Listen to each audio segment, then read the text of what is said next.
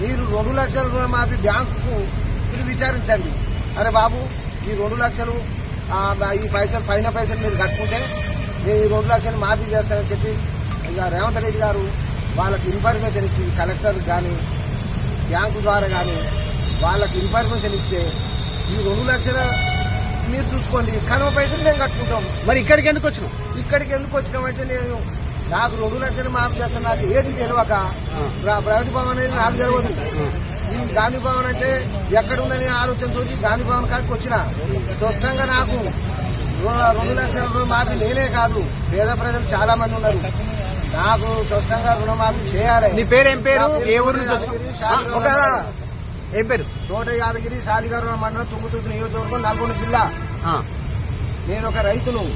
నేను బోనసు స్పష్టంగా 55 క్వింటాల్ 80 కిలోలు అమ్మిన స్పష్టంగా. అయితే దానికి బోనస్ కూడా ఇంతవరకు రాలే. సరే సన్నోట్లకు అన్నావు, పోసినావు, కొట్టినావు, చేసినావు, సరే 500 బోనస్ వస్తుంది కదా అని చెప్పంటే ఆ బోనస్ కూడా రాలే. ఇది రుణమాఫీ కాలే, ఇది పింఛనీ లేదు.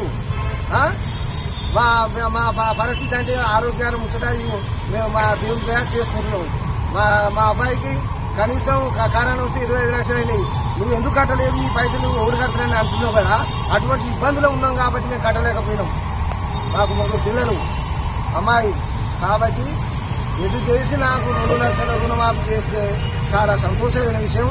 మీరు వాళ్ళు వచ్చినాక నేను లేవను, స్వచ్ఛంగా నాకు ఒప్పుకోవాలి. అంతవరదాకా నేను ఉంటా. రమ్మను, నేను అబద్ధం ఆడితే తీసుకుపోయి చేయలేదవను. దేనికైనా సిద్ధమే. నేను ఏదైనా పొరపాటుగా మాట్లాడితే రేవంత్ రెడ్డి గారు మీరు మాట్లాడొచ్చు. నేను తప్పుతో మాట్లాడలే. మరి రుణమాఫీ ఇవ్వండి. ఇప్పుడు బోనస్ అనే ఆలోచన మీకు అందరికీ తెలుసు. మీరు అన్నారు బోనస్ ఇస్తా అన్నారు, దాదా మార్కెట్ కొట్టన్నారు. మార్కెట్ కొట్టినాము. ఆ బోనస్ ఇవ్వ రైతురి, ఈ రుణమాఫీ చేయ రైతురి, నాకు పింఛనీ లేదు.